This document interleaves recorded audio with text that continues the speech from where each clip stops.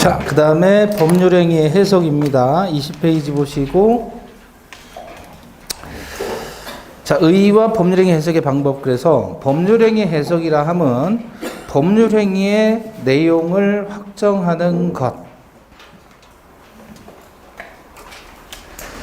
내용을 확정하는 게 법률행위 해석이에요. 자, 그런데 여기 봐봐요.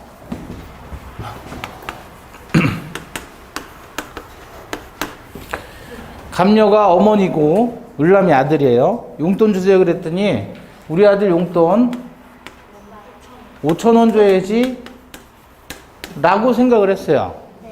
요건 의사. 그런데 표시는 5만원짜리를 꺼낸 거예요. 그러면 의사와 표시가 일치하지 않지요? 이 감녀를 의사 표시하는 사람, 그래서 의사를 표시하는 사람이다 그래요. 그럼 아들은 상대방이 되겠죠. 그래서 아들이 5만원짜리를 보고 덜썩 잡았고 엄마는 안 놓고 있죠. 원래 얼마 주려고 했냐면 5,000원 주려고 그랬단 말이에요. 자, 그랬을 때 의사와 표의자의 의사와 표시가 일치하지 않았을 때 내 의사 표시는 5,000원이다, 5만원은 무효다 라고 하는 주의를 의사주의라고 해요. 그거는 누구 시각이에요? 표의자 시각에서 봤을 때. 표시가 뭐가 중요하겠어요? 자기 의사가 중요한 것이지. 이건 주관적인 해석이에요? 객관적인 해석이에요? 주관적인 해석인 거예요. 그러면 의사 표시에서 가장 핵심인 요소를 우리는 효과 의사라 그러는데, 의사주의에서 효과 의사는 내심의 효과 의사다 그래요. 속마음의 법률 효과를 의욕하는 의사, 내심의 효과 의사. 그런데 상대방의 시각에서 봤을 때에는 표의자의 진정한 의사를 알아요? 몰라요? 모르잖아요. 얘는 객의 입장에서 바라보는 해석이죠. 그거를 우리는 뭐라고 하냐면 표시주의다 그래요. 표시주의. 표시가 중요하다라고 보는 거예요. 그러면 이 표시주의 입장에서 효과의사는 뭐라고 하냐면, 얘가 아들이 봤을 때 눈으로 본 건 5만 원일 거 아니에요. 그럼 이걸 보면서 엄마가 아마도 5만 원을 주려고 했겠나 보다라고 추측하는 것 아니에요? 따라서 이거를 뭐라고 표현하냐면 표시상의 효과의사다라고 해요. 표시상의 효과의사는 표시행위로부터 무한 미루어 단정된 효과의사다라고 해요. 읽어봐요. 표시행위로부터 추단된 효과의사. 그걸 줄이면 뭐라고 표현해요? 표시상의 효과의사. 표시행위로부터 추단된 효과의사, 다른 말로 표시상의 효과의사. 얼마라는 거예요? 표시상의 효과의사는 5만 원. 그러면 이렇게 의사와 표시가 일치하지 않았을 때 법률행위는 의사대로 해석해야 되느냐 표시대로 해석해야 되느냐가 문제가 되는데, 우리 판례는 뭐라고 보냐면 법률행위의 해석이란 표시행위의 객관적인 의미를 탐구하는 것이다 라고 판시를 했어요. 그럼 판례가 이렇게 이야기를 했다는 말은 표시주의 입장이라는 거예요? 의사주의 입장이라는 거예요? 표시주의 입장이에요. 다만 의사주의를 가미한 절충하는 형태의 표시주의입니다. 절충적인 표시주의다. 따라서 원칙은 표시상의 효과의사를 탐구하는 것이 원칙이고 예외적으로 내심의 효과의사를 탐구한다. 그래서 어려운 단어가 나왔으니까 내심의 효과의사냐 표시상의 효과의사냐 아시겠죠? 자, 그래서 우리 판례는 표시상의 효과의사를 기준으로 해석한다고 봅니다. 자, 그러면 거기 보시면 방법에서 자연적 해석과 규범적 해석 이렇게 나와 있죠? 그럼 칠판 보시고 해석의 방법이에요. 법률행위 해석 방법은 1, 2, 3로 기억하시라고 그랬죠? 자연, 규범으로 보충하자 이렇게 암기하셔요. 자연, 규범으로 보충하자. 자연, 규범으로 보충하자. 왠지 말이 멋있잖아요. 자연적 해석은 1인칭이에요. 1인칭. 규범적 해석은 2인칭. 보충적 해석은 3인칭이에요. 그래서 앞글자 따서 자연 규범으로 보충하자. 자연적 해석은 1인칭이니까 누구 시각이에요? 표의자 시각이에요. 쉽게 말하면 이건 뭐예요? 의사대로 해석한다. 규범적 해석은 누구 시각이에요? 상대방 시각이에요. 따라서 이건 표시대로 해석하는 거야. 표시대로. 보충적 해석은 뭔가 비었을 때, 비었으니까 메꿔주는 게 보충이죠.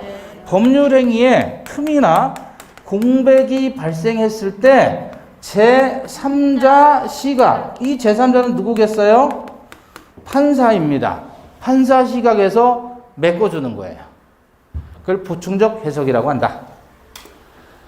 자, 그러면 자연적 해석은 언제 하냐면 상대방이 있을 때요, 상대방 없을 때요. 없을 때. 상대방이 없을 때는 자연적 해석하는 거예요. 상대방이 없을 때, 지 혼자 있을 때. 자, 갑이 어디 있어요, 지금? 예? 방. 방에 있어요, 방에. 네. 혼자 있어요? 누가 같이 있어요? 혼자 있어요. 밥을 먹고 싶어요. 예. 밥을 먹고 싶어요.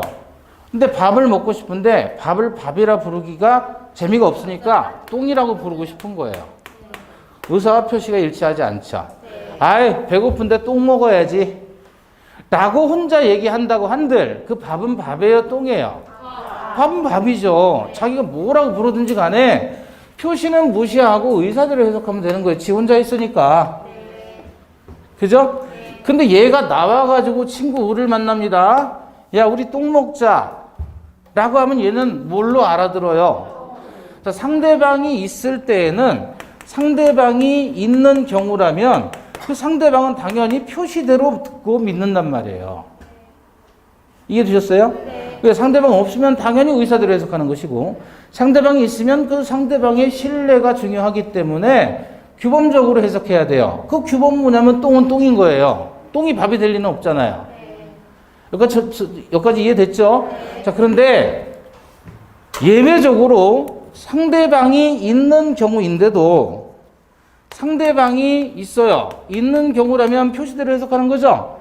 근데 있는 경우인데, 상대방이 있는데 상대방이 표의자의 진위를 알고 있어요. 그러면 이때는 무슨 해석을 하는 거예요? 이때는 자연적 해석을 해야 된다. 무슨 말이냐면 얘가 나와가지고 을에게 야, 우리 똥 먹자. 근데 무슨 똥을 먹냐? 아니, 밥을 똥이라고 부르는 거야 라고 얘기를 해주면 얘는 알죠? 알면 얘 진위를 알고 있잖아요. 그러면 이 표시는 무시하고 의사대로 해석하는 거란 말이에요. 이해되시죠? 네. 결국 의사대로 해석한다는 것은 내심의 효과 의사를 기준으로 해석한다는 거예요. 표시상의 효과 의사를 기준으로 해석한다는 거예요. 내심의 효과 의사를 기준으로 해석한다. 표시대로 해석한다는 말은 표시상의 효과 의사를 기준으로 해석을 한다, 그거고. 이해되십니까? 네. 그러니까 상대방 없을 때는 당연히 자연적 해석. 상대방이 있더라도 상대방이 표의자의 진심을 알고 있다면 당연히 자연적 해석. 상대방이 모르면 그때는 규범적 해석을 하는 거예요. 상대방이 모르면, 표의자의 진위를 알면 자연적, 모르면 규범적. 이해되시죠? 네. 자, 그래서 자연적 해석은 표의자의 진위를 밝히는 것. 규범적 해석이란 합리적인 누구 시각에서? 상대방 시각에서 표시행의 객관적 의미를 밝히는 것이다. 갑이 을에게 X 토지를 제곱미터당 98만 원에 매도하려고 했는데 잘못해서 청약서에 해당하는 89만 원으로 기재했고, 이에 대해 을이 승낙한 경우 특별한 사정이 없는 한 갑과 을 사이의 매매 계약은 얼마에? 89만 원에 성립한다. 실제 갑이 98만 원에 팔려고 했는데 계약서에는 89만 원으로 잘못 기재했어요. 의사표시 일치하지 않죠?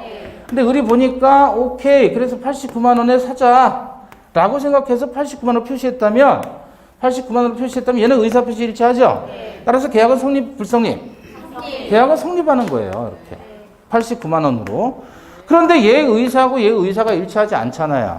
이런 경우에 갑이 뭐를? 착오를 이유로 취소를 할 수가 있다. 그런데 이 경우를 한번 보시잔 말이에요.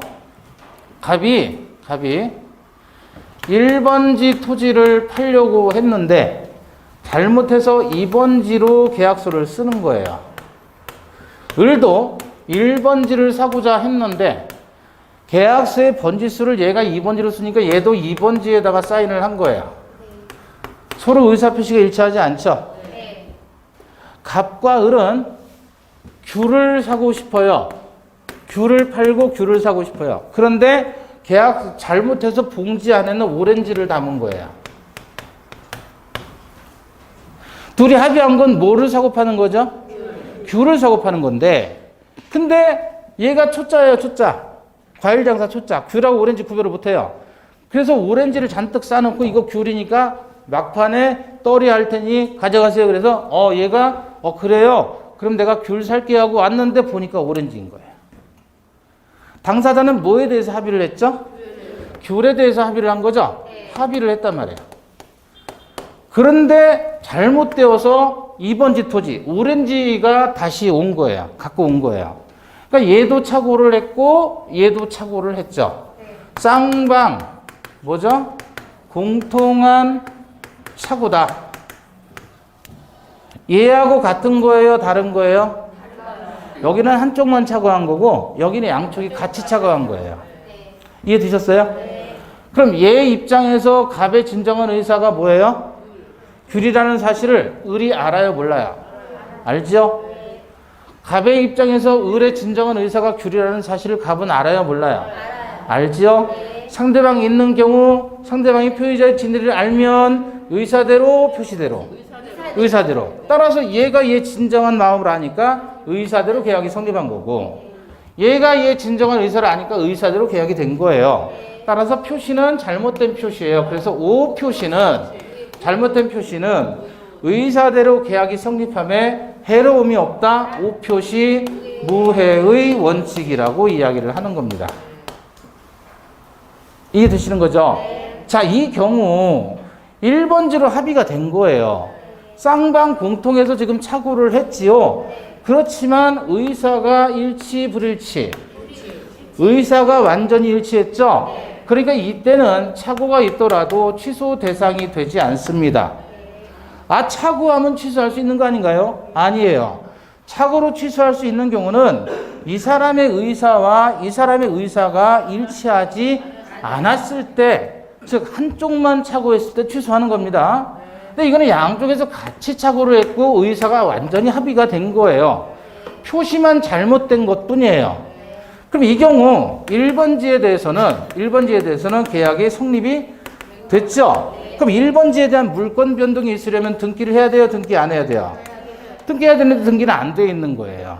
따라서 1번지에 대해서는 물권 변동이 일어나지 않고 2번지에 대해서는 합의가 안 돼 있죠. 등기만 잘못해서 넘어간 거예요. 따라서 이 등기는 합의 없는 등기니까 무효가 되는 거죠.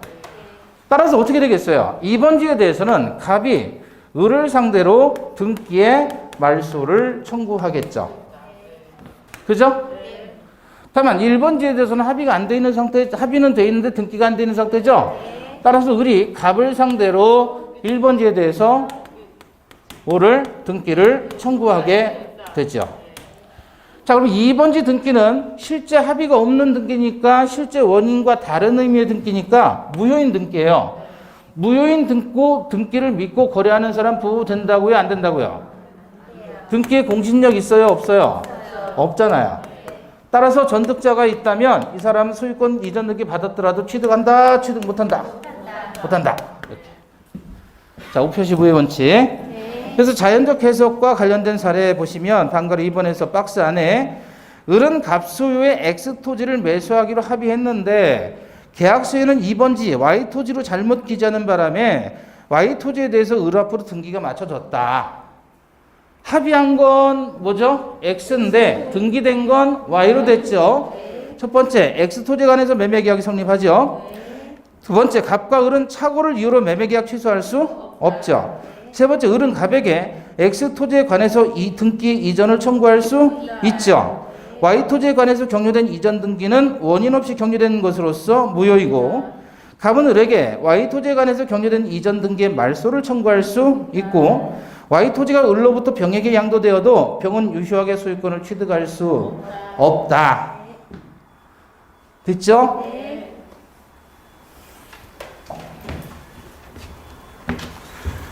자,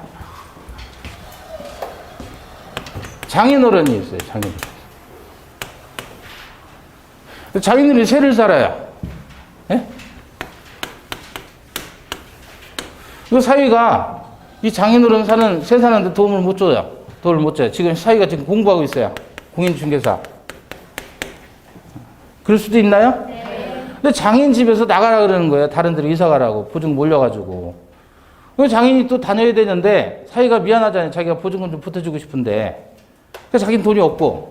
그래서 난 이제 공부를 하는 중인데 그래서 장인들은 제가 알아봐 드릴게요. 힘드신데 제가 돌아다니고 제가 이제 발품이라도 팔아볼게요. 하면서 사위가 나설 수도 있나요?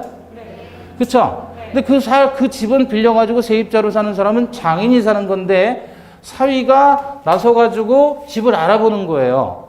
그래서 A라는 집주인의 집에 갔어요. 딱 갔어요.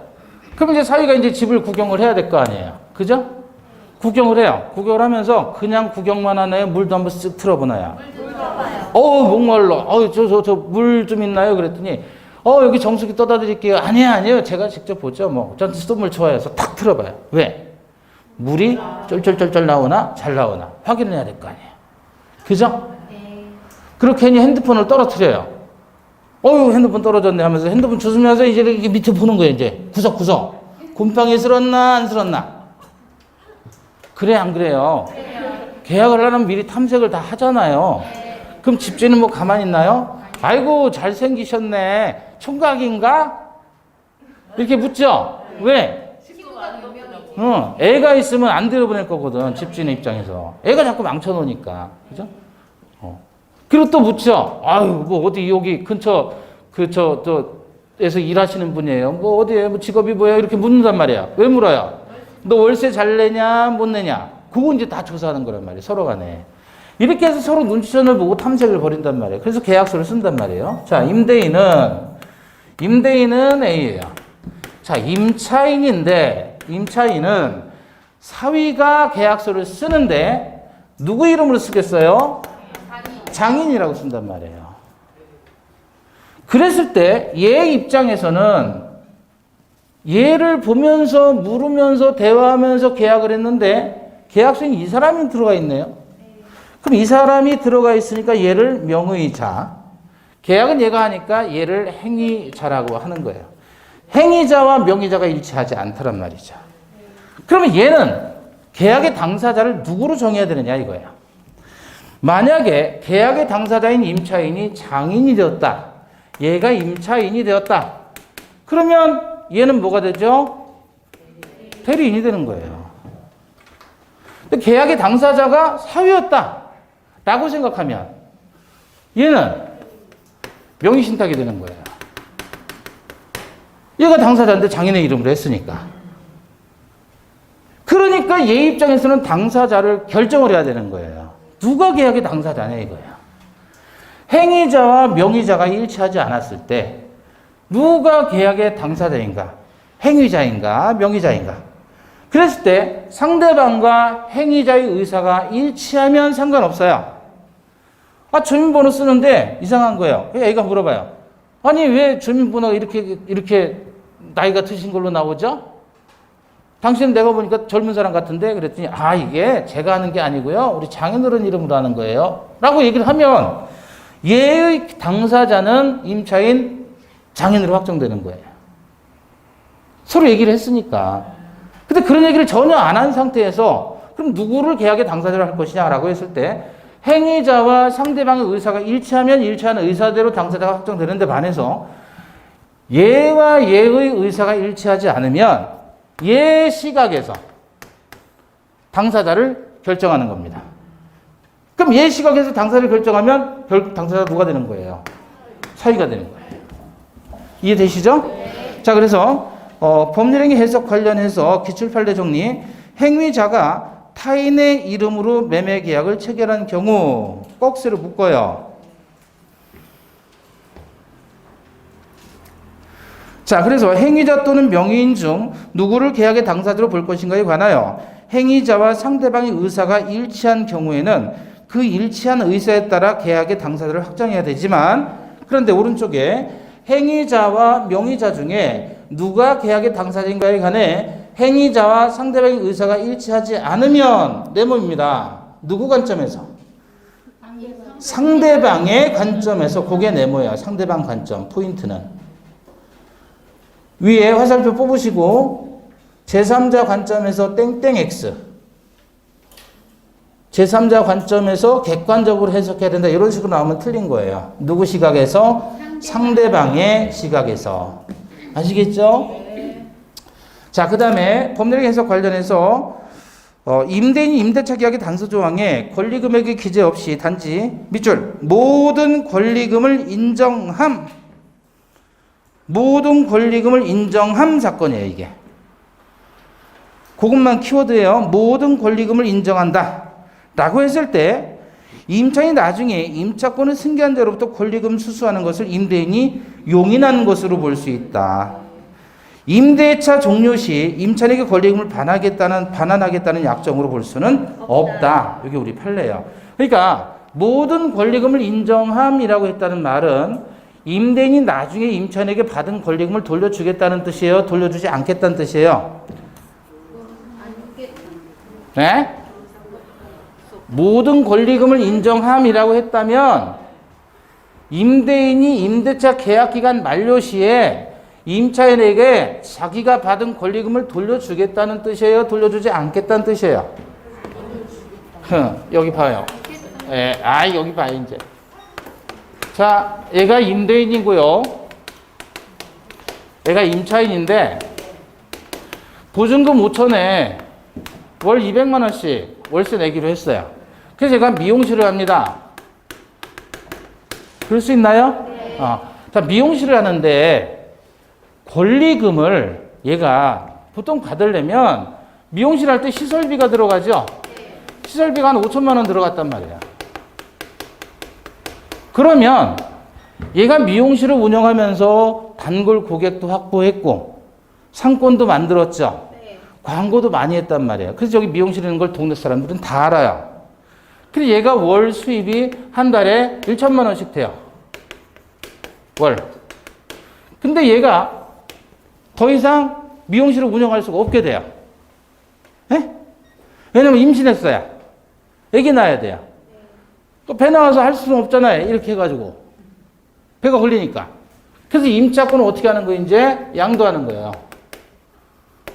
병이라는 사람에게. 한편 병이라는 사람이 미용실을 운영하고자 한다 그러면 새로 시설비 다 들여야 되겠죠? 네. 그리고 광고해야 되겠죠? 시간이 많이 걸려요. 그런데 얘가 가진 돈을 그냥 인수받으면 이 입장에서는 얘한테 권리금을 주면 그러면 얘는 안정적으로 월 1,000만 원 수입을 매출을 가질 수 있다. 그죠? 그래서 권리금 계약을 한단 말이에요. 그럼 장사가 잘 되는 데는 권리금이 세요? 아니면 낮아요? 세요. 장사 안 되는 데는 권리금이 없고. 권리금이라는 게 그런 거란 말이에요. 그러니까 임차인이 가지고 있는 유무여행의 이익을 권리금으로 사고 파는 건데, 자, 이렇게 보통 권리금 계약을 하는데 임차인이 임대인에게 권리금을 주더란 말이에요. 보통 이런 권리금은요, 이런 권리금은 시설 권리금이라고도 하고, 그 다음에 또 영업 권리금이라고도 해요. 영업권이나 시설비 쪽으로. 근데 임차인이 임대인에게 보증금 월세 말고 권리금을 주는 경우도 있어요. 이런 경우를 뭐라고 하죠? 이런 걸 바닥 권리금이라고 그래요. 임대인이 가지고 있는 이 땅바닥이 너무 좋아가지고 여기는 뭘 해도 장사가 잘 되는 사람, 유동인가 워낙에 많아가지고 그건 좋은 땅을 가지고 있으니까 바닥 권리금으로 따로 준단 말이야. 이해되셔요? 여기서 임차인이 임차권 양도할 때는 영업 권리금이고 임대인이 주는 건 바닥 권리금이라고 하는데, 우리 판례상 임차인이 임대인에게 권리금 줬을 때 임대인이 임차인에게 권리금 반환하라는 판례는 없어요. 아시겠죠? 임대인이 받은 권리금을 임차인에게 돌려주는 경우는 없어요. 딱 한 가지 경우 외에는. 예를 들어 3년을 약정했는데 3년을 못 채워주고 중간에 해지하게 됐다. 그러면 그때는 돌려주라 그래요. 그거 외에는 권리금 반환 없습니다. 그런데 얘가 뭐라고 했냐면 권리금을 받으면서 모든 권리금을 인정함이라고 약정을 했다면 이 말은 임대인이 기간 만료 시 임차인에게 자기가 받은 권리금 돌려주겠다는 약정이냐 아니냐 그게 문제예요. 반환하지 않는다 그랬잖아요. 반환하는 게 아니라는 얘기, 이렇게 얘기했어도 이 특약으로 무슨 의미냐 이거예요. 임차인 네가 임차권을 양도하는 건 임대인의 동의가 있어야 되는 거잖아요. 동의가 있을 때 한해서 양도가 가능한데 그거를 이렇게 했다는 말은 이미 동의를 했다는 뜻으로 간주하겠다는 뜻이에요. 임대인이 권리금을 돌려주겠다는 뜻이 아니라 그러니까 네 알아서 빼가 이거예요. 이해되시죠? 그래서 거기 모든 권리금을 인정함이라고 기재를 했다면 임차인이 나중에 임차권을 승계한 자로부터 권리금 주고받는 것을 임대인이 용인한 것에 불과하지 임대인이 임대차 종료 시 임차인에게 권리금 반환하겠다고 약정한 것으로 볼 수는 없다. 그래서 옆에다 쓰세요. 알아서 빼갈. 알아서 빼가라 이 얘기예요. 알아서 빼갈.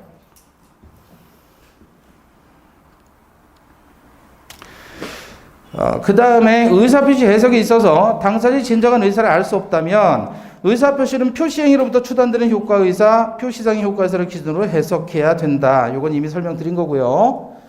그 다음에 계약 당사자 확정 관련해서 다른 거 안 보셔도 되고요. 쭉 내려가서 마지막에 갑에 대한 대출 한도를 회피하기 위하여 나와있죠. 자, 갑에 대한 대출 한도를 회피하기 위하여 을을 형식상의 주채무자로 내세우고 은행도 이를 뭐 했어요? 양해 동그라미. 양해만 동그라미. 을에게는 채무자로서의 책임을 지우지 않을 의도로 을명의로 대출한 경우 을을 대출계약의 당사자로 볼 수는 없다. 그래서 양해 동그라미 하시고요. 끝에다 없다 옆에다 무효 이렇게 쓰세요. 무효. 대출인데 자기 이름으로 대출 받으면 아무 문제가 없는데 다른 사람 이름으로 대출 받았을 때 그 효력을 문제 삼는 거예요. 그랬을 때 타인의 이름으로 대출을 받으면 무조건 유효예요. 무조건 유효. 제3자 명의의 대출이란 말이에요. 타인 명의의 대출 나왔다. 그러면 무조건 이건 뭐예요? 유효. 다만 예외적으로 요 판례예요. 양해라는 두 글자가 나오잖아요. 다른 사람 이름으로 대출하는 데에 대해서 금융기관도 이를 양해라고 했다. 이렇게 양해라는 두 글자가 나오면 이때는 통정허위 표시로서 무효입니다. 그래서 암기하세요. 양해라는 두 글자는 무효. 이렇게. 아시겠죠? 양해라는 두 글자는 무효. 딴 건 볼 필요 없어요. 딴 건 볼 필요 없어요. 다른 사람 대출 나왔을 때 뭐만 찾으라고요? 양해라는 두 글자는 무효. 이렇게. 아시겠죠? 그 양해에서 무효까지 화살표를 쫙 뽑으셔요. 양해만 찾으면 되는 거예요. 자, 그 다음에 27페이지 갑니다. 의사표시 단원으로 넘어가는데 비정상적 의사표시 그래서 왼쪽에 26페이지 보시면 비정상적 의사표시, 진이 아닌 의사표시, 통정의 표시, 착오, 사기 강박. 그래서 107조부터 비진의 표시입니다. 진이 아닌 의사표시, 비진의 표시. 자, 비진의 표시는 비정상적 의사표시 중에 첫 번째인데 비진의 표시 옆에다 뭐라고 써야 돼요? 진이 아닌 의사표시? 그러니까 거기 써져 있잖아요. 그 옆에다 뭐라고 써요? 한마디로 뭐라고 하면 돼요? 거짓말. 사랑한다는 그 말도 거짓말. 거짓말이에요, 거짓말. 예? 네. 비진의 표시가 한마디로 뭐라고요? 거짓말. 그러니까 감남이 을녀에게 사랑 안 해요. 속으로는 사랑 안 해요. 근데 사랑해 그래요. 사랑해. 의사와 표시가 일치, 불일치? 불일치. 그럼 요거 거짓말이잖아요. 이게 거짓말이 된다. 그걸 뭐라고 표현하냐면 얘가 진의인데 아닌 의사표시를 했다. 그래서 진이 아닌 의사표시라고 하는 거예요. 비진의 표시. 그래서 진이 아닌 의사표시를 아닐 비자 써서 비진의 표시라고 하는 겁니다. 비진의 표시는 한마디로 뭐예요? 거짓말이에요, 거짓말. 자, 의 관련 진이 아닌 의사표시는 표시 행위에 상응하는 내심의 효과 의사가 없는 것이다. 여기 봐봐요.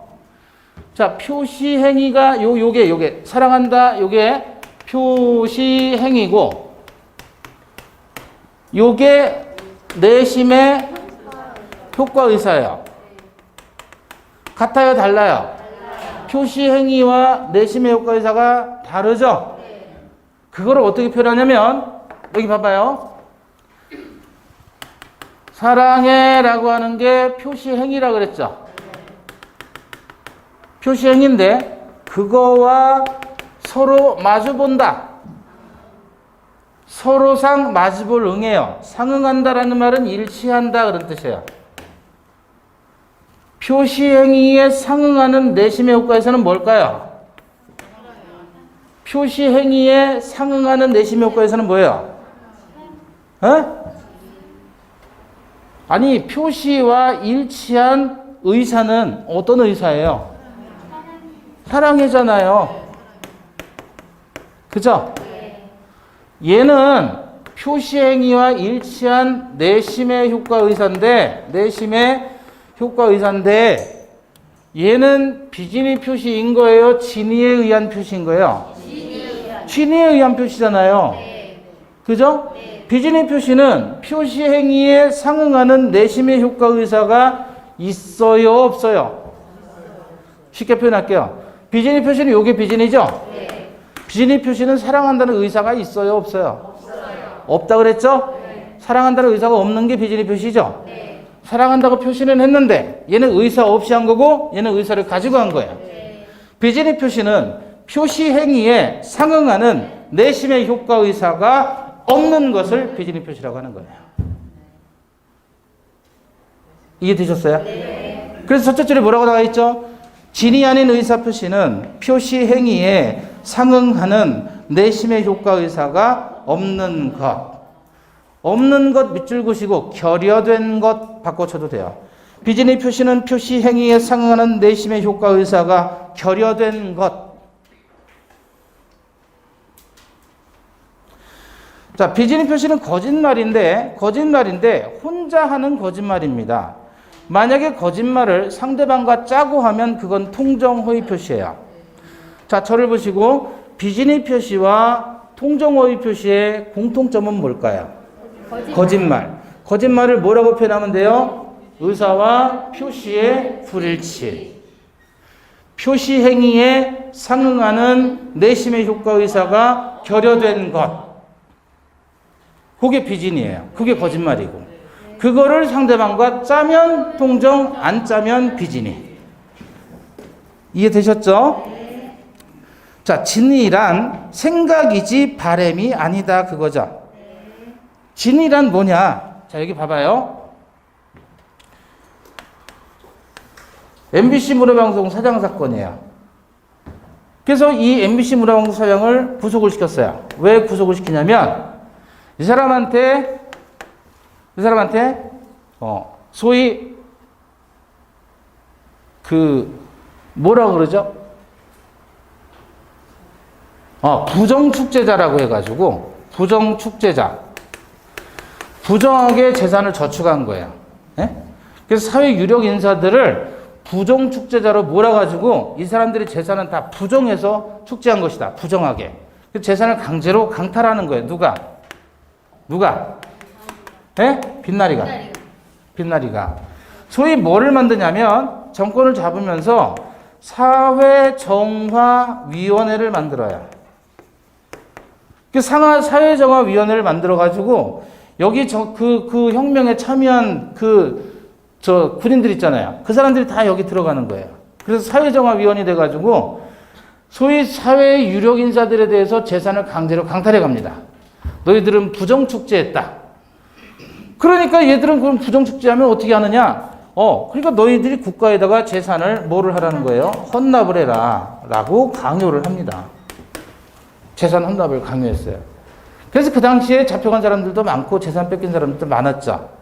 그 군인들은 지금까지 호의호식 잘 먹고 잘 살아요. 네. 그죠? 그런 얘기 했잖아요. 노령진 건물. 기억나요? 네. 그랬을 때 이 사람한테 이제 저기 사장이 들어가니까 이제 아들이 대신 이제 지키고 있는데 지금 아버지가 구속돼가지고 언제 죽을지 모르는 상황인 거예요. 근데 여기 합동수사본부 군인들이 와가지고 총칼 들고 이 집을 지키고 있는 거예요. 뭐를 하는 거죠? 협박을 하는 거예요, 협박. 뭐 하라고? 재산을 혼납하라고. 그럼 얘 입장에서 증여를 하고 싶어요? 아니면 죽고 싶어요? 둘 다 하기 싫죠. 증여도 하기 싫고 죽는 것도 싫고. 근데 협박을 한단 말이에요. 자기도 아버지도 죽을 수 있는 상태. 극도의 극강의 위협을, 공포를 받고 있는 거예요. 그럼 이 상태에서 얘가 진짜로 생각하는 건, 진심으로 마음속에 생각하는 건 이거죠. 네. 둘 다 싫은 거예요. 그런데 현실적으로 선택을 해야 돼요. 그러면 죽음을 선택하겠어요? 증여를 선택하겠어요? 증여하는 게 차라리 목숨은 건지는 거 아니겠느냐라고 생각을 하잖아요. 네. 야, 판단했을 때. 네. 그러면 비진이 표시에서 증여를 한다라고 했을 때 이게 그나마 나으니까 둘 중 하나 선택을 하면 비진이 표시에서 진의란 어떤 것이냐? 표의자가 진심으로 마음속에서 바라는 사항을 뜻하는 것이 아니라 특정한 내용의 의사표시를 하고자 하는 표의자의 생각, 그걸 진이라고 한다. 따라서 이 상태에서 내가 증여하지 않으면 죽겠구나, 증여를 해야 되겠구나 라고 한 그 생각, 이걸 진이라고 하는 거예요. 그럼 증여하겠다는 생각하에서 증여를 했다면 이건 의사와 표시가 일치된 거죠. 비진이 표시가 아니다. 자, 그래서 거기 보시면 진이란 특정한 내용의 의사표시를 하고자 하는 표의자의 생각을 말하는 것이지 표의자가 진정으로 마음속에서 바라는 사항을 뜻하는 것을 의미하는 것은 아니다. 해당 여부인데 비진이 표시에 해당한다. 어떤 거냐면 사용자 측의 지시에조차 피용자들, 사용을 당하는 사람을 피용자라고 하죠. 근로자들이 일괄 사표를 제출한 경우예요. 요건 비진이 표시에 해당합니다. 그 다음에 대출자, 대출 채무 명의 대여 그랬죠? 다른 사람 이름으로 대출 받는 거예요. 이건 무조건 유효라고 하죠? 명의를 대여하는 경우에 채무 부담의 진위가 있으니까 뭐예요? 유효. 강박에 의한 증여입니다. 강박에 의해 증여의 의사표시를 했다고 해서 증여의 내심의 효과 의사가 결여된 것이라고 할 수는 없다. 그러니까 증여의 의사가 있는 거예요? 없는 거예요? 강박으로 증여했죠? 협박으로 증여를 했죠? 그럼 증여의 의사가 있는 거예요? 없는 거예요? 네? 아, 여기 봐봐요. 협박이나 강박에 의해서 증여를 했죠? 증여의 의사가 있는 거예요? 없는 거예요? 있는 거라고요. 그러니까 얘는 비진이 표시가 아닌 거예요. 아니, 그러면 국가가 그러면 군인들 동원해서 협박을 했는데 안 줄 사람 있습니까? 없지요. 다 주겠죠? 그럼 그건 문제 있는 거 아닙니까? 문제 있지요. 그러나 비진이 표시는 아니라는 거예요. 그럼 이게 협박으로 증여를 했을 때는 어떻게 하면 되는 거예요? 강박에 의한 의사표시를 통해서 110조 1항에 따라 뭐 할 수 있다? 취소할 수가 있다. 그럼 취소하면 되죠? 아니죠. 제척기간이 있잖아요, 취소는. 추인할 수 있는 날로부터 3년, 법률행위 한 날로부터 10년 내에 취소를 해야 되는데 그 시간이 이미 지났잖아요. 그래서 취소 못하는 거예요. 아시겠죠? 그럼 왜 이게 문제가 되냐면 그 당시 빛나리가 정권을 잡았단 말이에요. 그 다음에 뒤이은 대통령이 누구예요? 예? 노 대통령이잖아요. 비자금 2천억 받은 사람. 그죠? 그 다음에 이제 김영삼 정부 들어섰죠. 그때 소송이 빗발친 거예요. 내 거 내놓으라고. 국가를 상대로 해서 우리 아버지가 뺏긴 거, 내가 뺏긴 거 내놔라. 라고 소송 들어왔는데 다 기각시켰어요. 왜? 제척기간 지났잖아요. 취소는 제척기간이 있다 좋아요. 그러면 무효 주장하면 되잖아요. 이거 비진이 표시로서 무효이다. 그랬더니 뭐래요? 판례가 진이란 진정으로 마음속에서 바라는 사항을 뜻하는 것이 아니라 특정한 내용의 의사표시라고 하는 표의자의 생각을 진이라 할 것이다. 따라서 너희는 중요하겠다는 생각하에서 증여를 했기 때문에 이는 표시행위에 상하는 내심의 효과 의사가 결여된 것이라고 볼 수 없으므로 비진이 표시가 아니다 라고 판시를 한 거예요.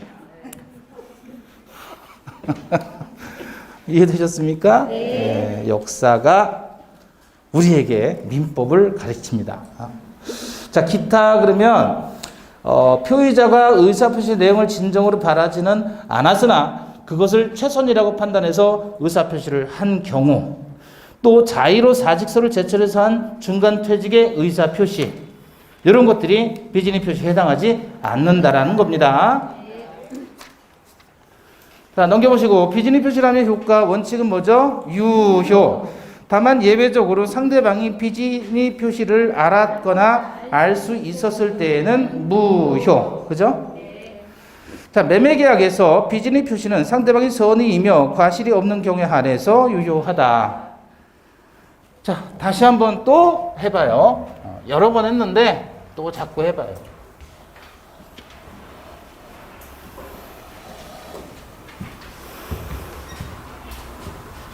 요걸로 할까요? 사랑 안 해요. 사랑 안 하는데 사랑한다고 표시했다. 그죠? 사랑 안 하는데 사랑한다고 표시했다. 그러면 비진의 표시라 그랬죠? 원칙은 뭐죠? 예외적으로 무효가 되죠. 자, 그런데 거짓말을 했을 때 상대방은 그 사실을 알 수도 있고 모를 수도 있죠.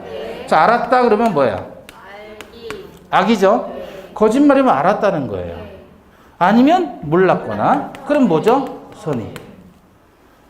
근데 상대방이 거짓말임을 몰랐어요. 몰랐는데 조금만 눈치가 있었다면 알 수도 있었단 말이에요. 그죠? 그럼 뭐죠? 과실. 이걸 뭐라고 표현해요? 알 수 있었다. 아니면 과실이 없어요. 아무런 잘못도 없어요. 알 수 없었다. 그러면 여러분, 과실이나 무과실이라는 말이 나왔다는 것은 이미 뭐이다? 이 사람은 선이다라고 전제하는 거잖아요. 그죠?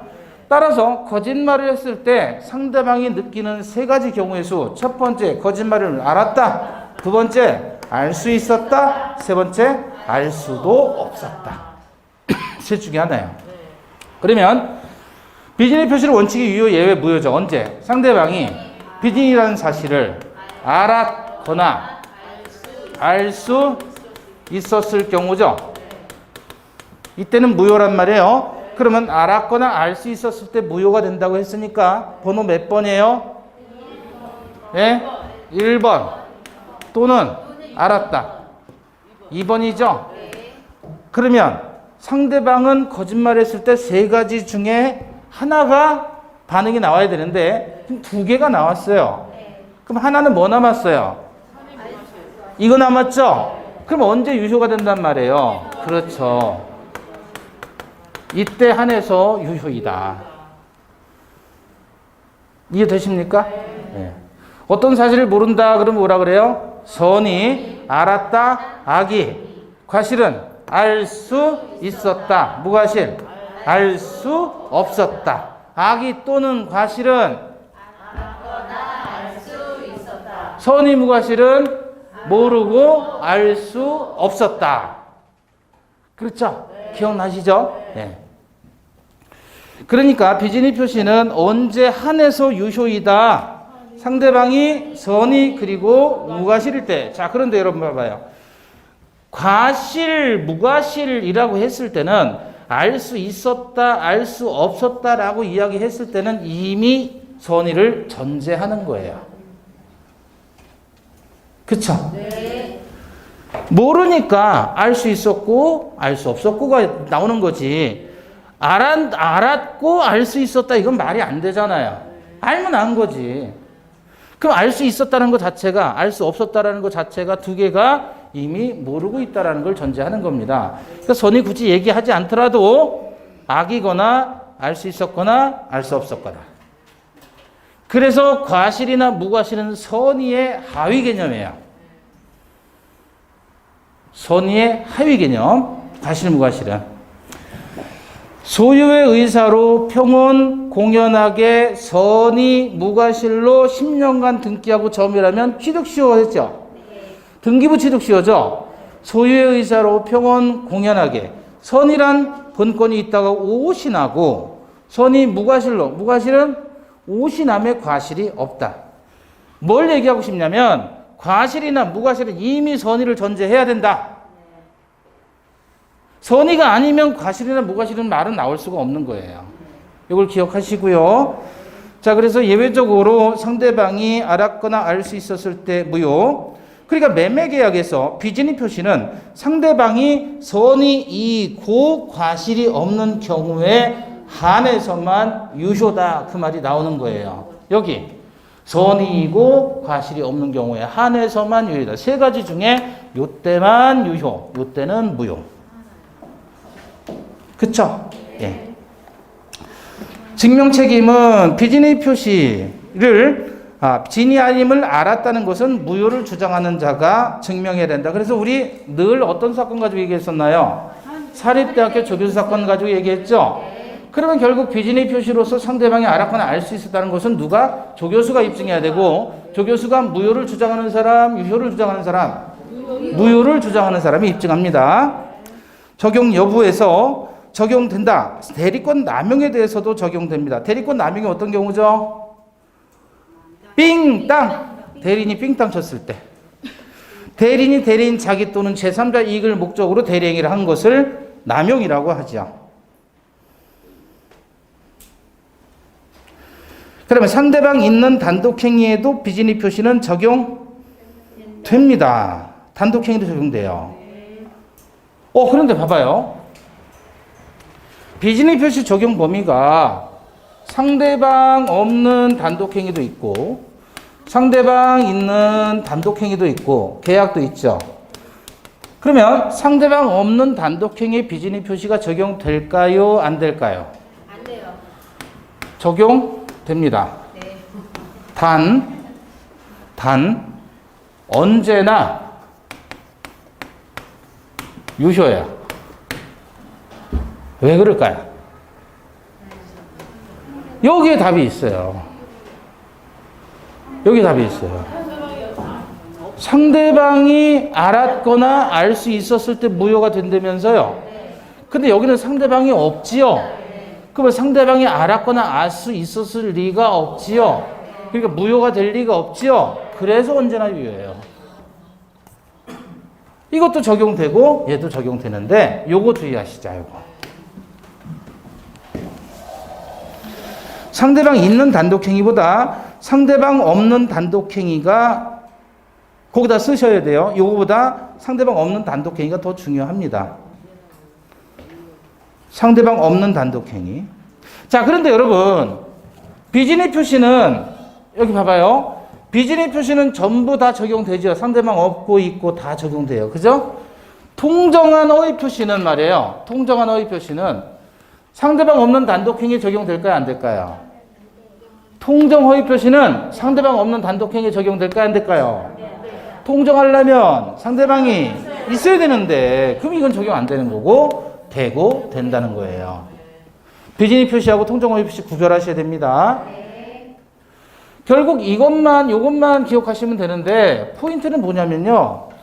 요렇게 지금 보면 이해는 갔어요. 근데 문제로 낼 때는 어떻게 나오냐면 비진입 표시는 단독행위에만 적용되고 통정허위 표시는 계약에만 적용된다. 그럼 틀린 거죠? 단독행위 적용돼요. 통정허위 표시는 단독행위에 적용 안 되고 계약에만 적용된다. 그 말도 일리 있는 듯해요. 왜? 단독행위라고 하니까. 근데 단독행위가 상대방이 있고 없고가 나뉘니까 그걸 세분화시켜야 되는데 여러분은 단독행위 그러면 혼자 있는 것이다. 그러니까 통정할 사람이 없네. 라고 생각을 한단 말이에요. 그래서 그런 지문이 많이 나와요. 틀리시면 안 된다는 얘기예요. 홀랑 속으라는 얘기가 아니라. 통정허위 표시는 계약에만 적용되고 단독행위 적용되지 않는다. OX, X. 통정허위 표시는 상대방 없는 단독행위에만 적용되지 않는 겁니다. 상대방 있는 단독행위도 얼마든지 통정이 가능한 거예요. 아시겠죠? 이렇게. 그게 통정하는 거잖아요, 지금. 눈 감는 게. 자, 그 다음에 공법상의 행위에는 적용되지 않습니다. 그래서 비진입 표시 규정은 공법행위에 준용되지 않으므로 그 의사가 외부에 표시된 이상 그 의사는 표시된 대로 효력을 발생한다 그랬죠? 자, 그래서 그 밑에 쓰세요. 공무원의 의원 면직 사건.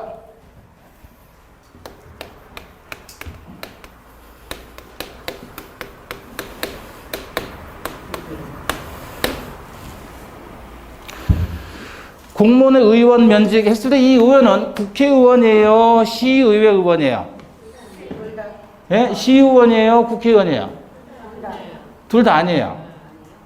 예. 국회의원, 시의원이 아니고 원한 바에 의해서 면직 처리하는 거예요. 자, 공무원은 국가공무원법의 규율을 받습니다.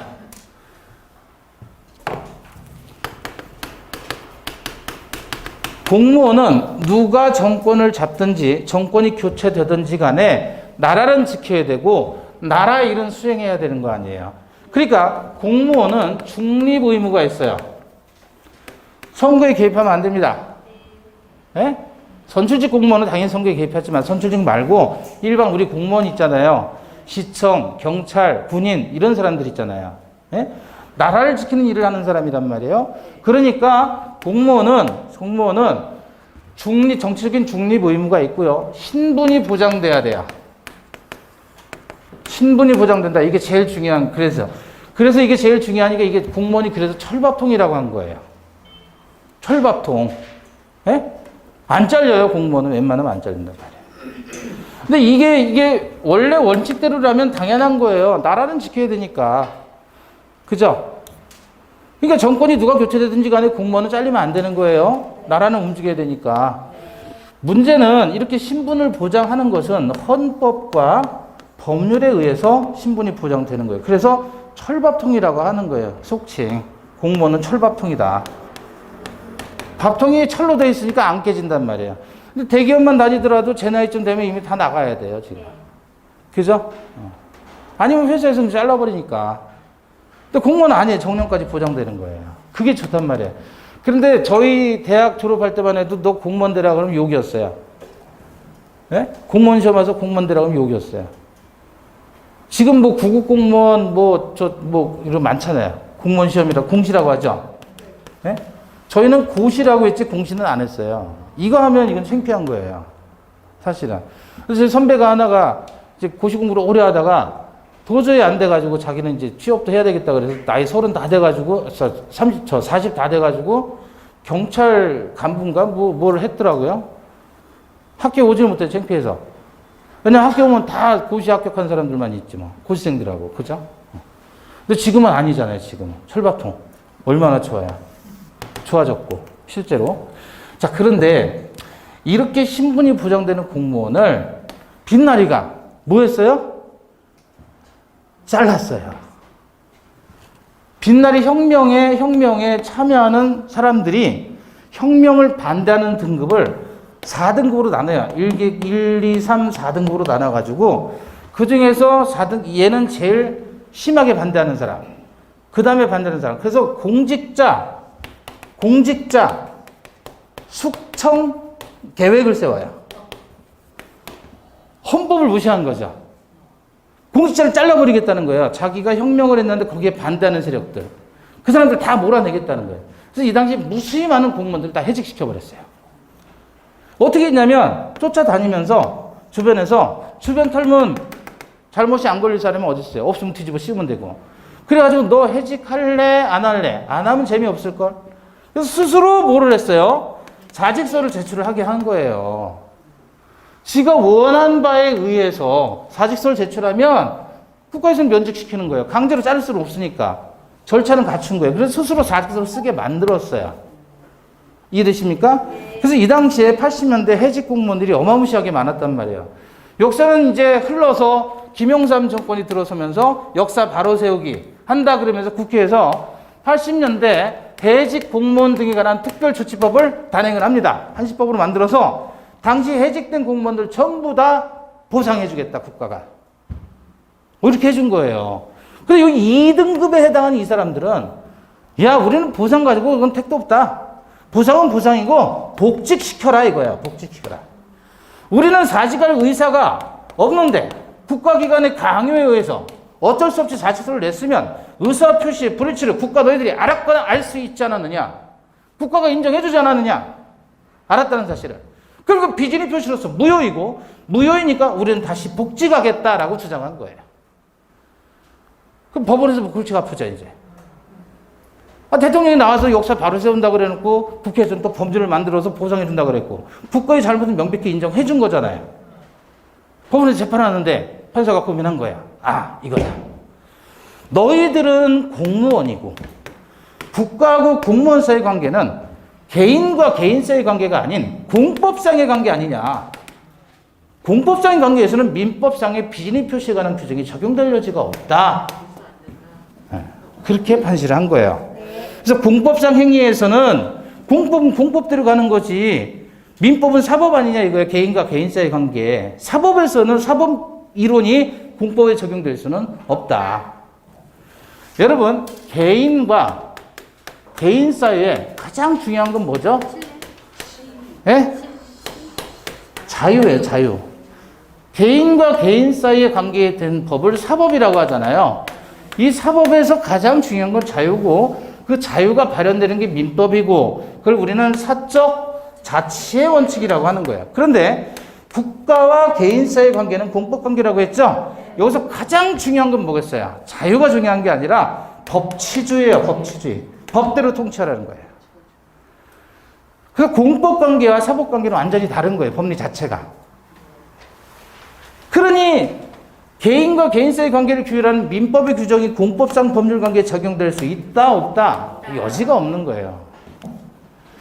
공법 관계는 국가라는 공권력에 힘 있는 사람이 힘없는 국민들을 통치하는 거란 말이에요. 그때 왕이 법인 것 마냥 지멋대로 통치하지 말고 법에 의해서만 통치를 하라는 거죠. 그래서 이게 제일 중요한 거예요, 공법상 관계에서는. 따라서 민법에 관한 규정이 적용된다, 안 된다? 안 된다. 그 얘기입니다.